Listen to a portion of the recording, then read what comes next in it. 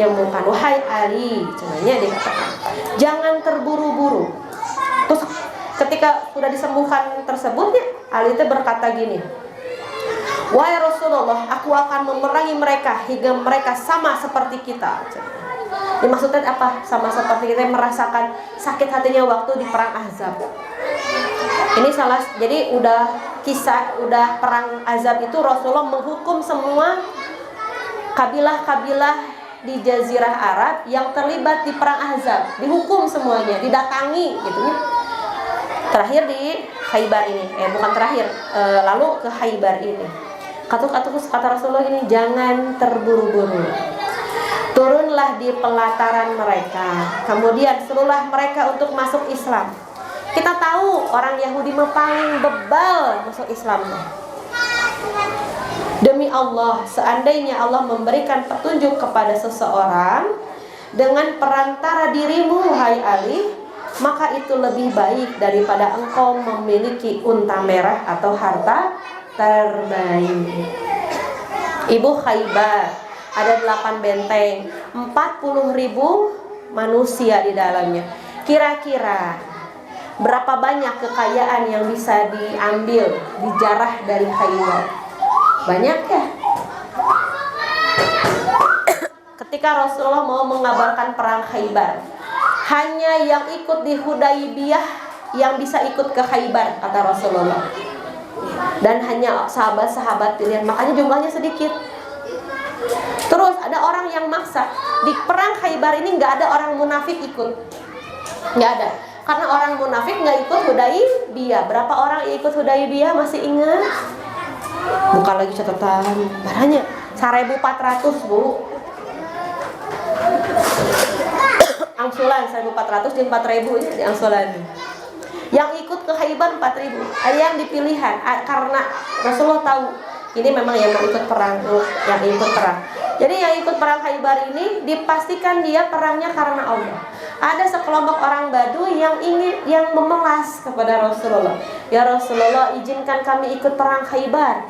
Kami ingin memiliki gelar syuhada. Kami ingin meraih mati syahid dan sebagainya. Kata Rasulullah, boleh.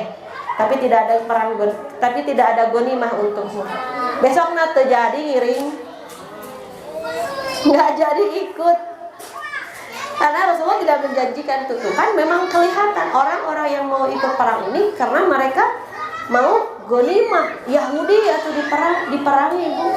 So, lamun kita mau menyerang Amerika, ibu, wah, berapa banyak tas LV, Louis Vuitton yang ibu-ibu jarah merenanya di mallnya, udah pasti banyak kekayaannya. Jadi mereka tidak mau jadi perang gara-gara nggak dikasih ghanimah. Jangan, ternyata Allah singkapkan isi hati mereka. Tapi udah mah pika gregetan orang-orang Yahudi ini, kata Rasulullah apa? Dakwahi dulu, jangan langsung buru-buru dibunuh. Tapi dakwahi itu lebih baik. Jadi sebelum membunuh mau masuk Islam tidak. Nah, seperti itu. Jumlah bentengnya ada 8. Dibagi 2 wilayah. Wilayah landai, puncak. Wilayah yang pertama atau bagian yang pertama, saking luasnya Khaybar. Bagian yang pertama ini memiliki 5 benteng.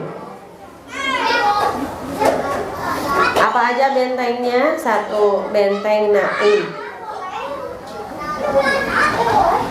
Benteng Naim. Kedua, benteng As-Sob bin Mu'az.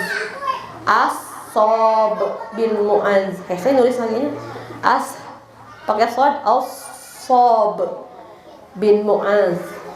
Benteng yang ketiga, Qal'ah Az-Zubair. Benteng keempat, benteng Ubay.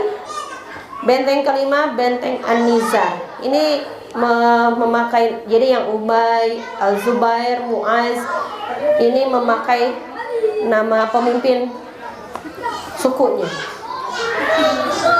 Sebenarnya masih banyak benteng-benteng kecil, tapi nggak dihitung. Ini yang benteng-benteng terbesar nanya.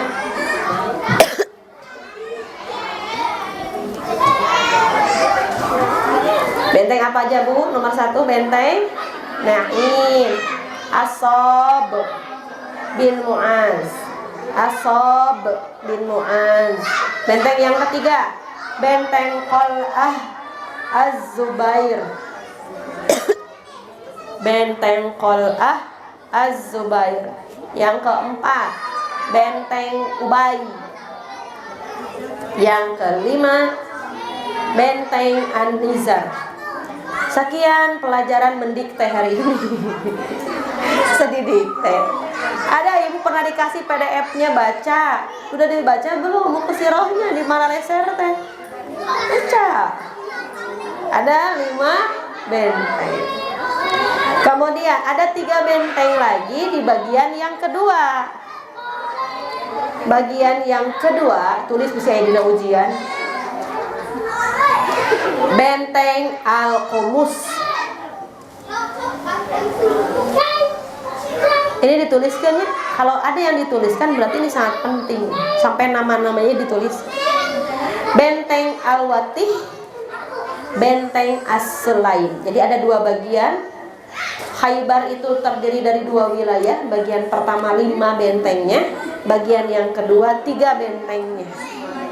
Benteng siapa yang ketiga ini? Yang pertama dari bagian kedua ini, 1 benteng Al-Qumus, 2 benteng, 3 benteng As-Sulaim. Maaf, bukan As-Sulaim, As-Sulaim.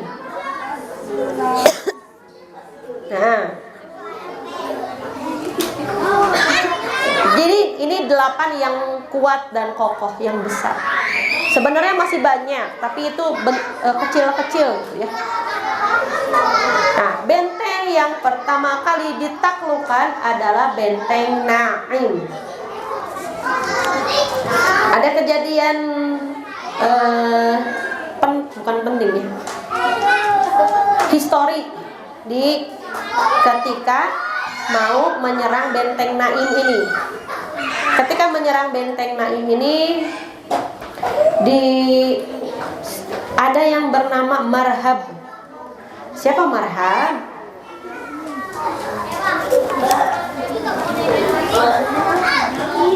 Marhab.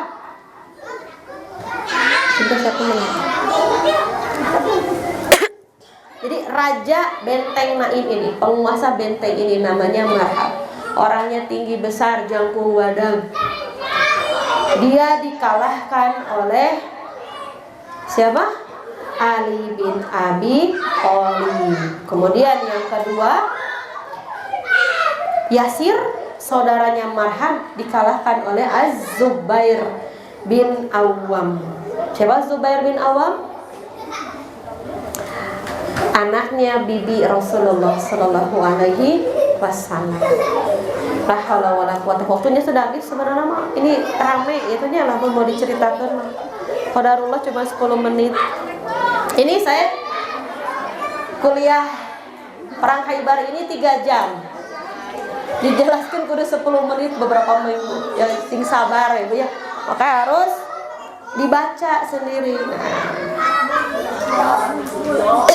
Insya Allah pekan depan kita akan bercerita perjalanan dari satu benteng ke benteng yang lainnya sampai ke endingnya insya Allah. Hadah wallahu a'lam bishawab. Subhanakallahumma rabbana wa bihamdika asyhadu an la ilaha illa anta astaghfiruka wa atubu ilaik. Wassalamualaikum warahmatullahi wabarakatuh. Fi amanillah semuanya.